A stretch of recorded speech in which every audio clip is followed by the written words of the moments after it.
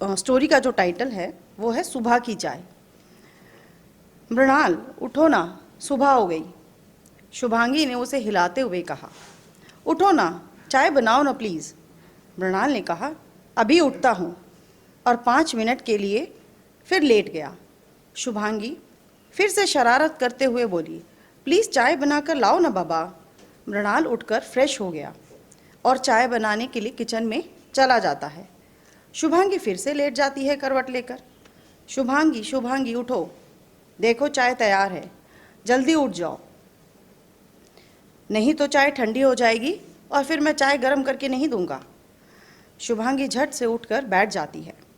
फिर फ्रेश होकर चाय की प्याली को अपने होठों से लगाते हुए और कुछ शरारत करते हुए कहती है, थैंक यू मृणाल, तुम चाय ना दो तो मेरी सुबह ही ना हो।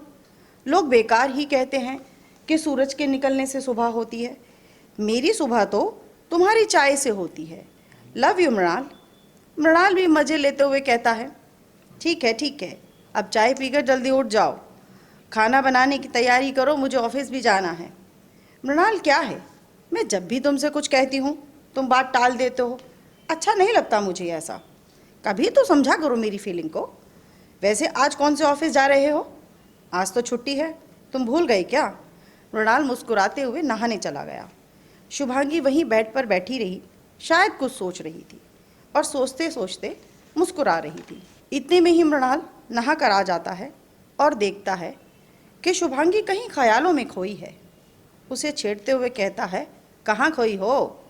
शुभांगी उसे प्यार से अपने पास बैठने को कहती है, अपने हाथों में उसका हाथ पकड़कर कहती है, हम दोनों को कभी तो वक्त एक साथ गुजारना चाहिए। हम दोनों ही गृहस्थी को चलाने के लिए अपने अपने काम में व्यस्त रहते हैं, पता भी है तुम्हें, मशीन हो गए हैं, जीना भूल गए हैं हम। मृणाल, जानता हूँ शुभांगी, लेकिन क्या करें, जीने के लिए कमाना तो पड़ेगा ही ना। कभी कभी ऐसा हो जाता है, जीवन में संतुलन बिगड़ जाता है। शुभांगी, तुम्हें याद भी है तुमने आखिरी बार मुझे आई लव यू कब बोला था। शुभांगी, नहीं मालूम ना, लेकिन इसके लिए कोई बात नहीं। तुम्हारे आई लव यू से भी ज़्यादा मुझे अच्छा लगता है जब तुम मेरे लिए सुबह उठकर चाय बनाते हो, मुझे प्यार से पिलाते हो। तुम्हारा मुझे चाय पिलाना एक प्यार के एहसास के साथ तुम्हारी हर कमी पर भारी पड़ता है। मृणाल कहता है, क्या बात है शुभांगी, आज तुम बड़े अच्छे मूड में लग रही हो, मुझे भी तुम पर प्यार आ रहा है।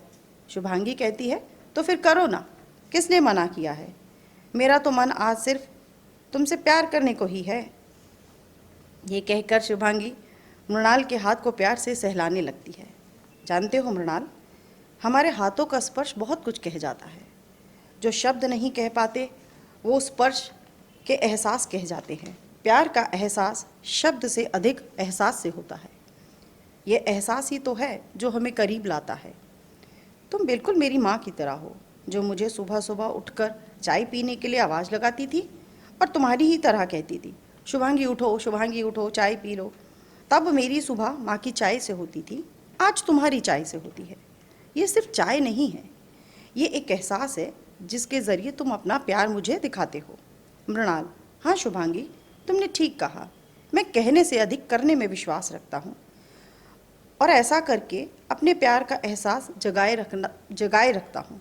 वैसे मैं बहुत छुपाने की कोशिश करता हूँ, लेकिन फिर भी तुम पहचान ही लेती हो। तुम्हारे लिए कुछ भी करना मुझे अच्छा लगता है।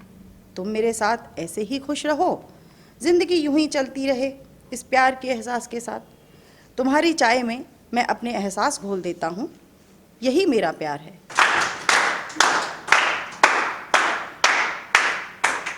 मेरी जो पोइट्री है वो इसी पर है।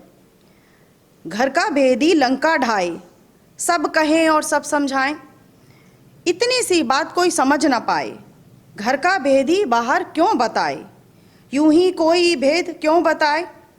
घर का भेदी लंका ढाए, जिसने भी ये शब्द बनाए, तनिक ना सोचा गहराई से, अपनों से ही जो चोट खाए, मन की पीड़ा जब अपने ही समझ ना पाए, आखिर मन ही तो है घात पर घात सह ना पाए। घर का भेदी लंका ढाए, दुखी मन घर के भेद बाहर बताए, कैसा ये विचार उपजाया, एक विचार पर सबने अपने विचार बनाए। एक पहलू ये भी है, सत्य के खातिर शत्रु बना विभीषण, जग की रीत ना जानी, जग की प्रीत ना जानी, कोई इस पर क्यों ना ध्यान लगाए। धन्यवाद।